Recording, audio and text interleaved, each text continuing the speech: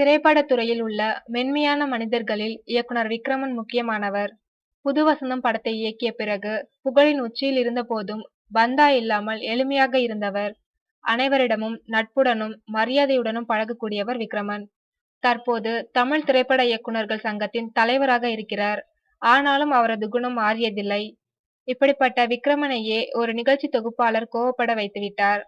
ராதிகாவின் Ratan media தயாரிப்பில் ஏ.எல். விஜய் இயக்கத்தில் விக்ரம் பிரபு, கீர்த்தி சுரேஷ் நடிக்கும் படம் இது என்ன மாயம். இப்படத்தின் இசை வெளியீட்டு விழா சென்னையில் உள்ள ஒரு நட்சத்திர ஹோட்டலில் நடைபெற்றது.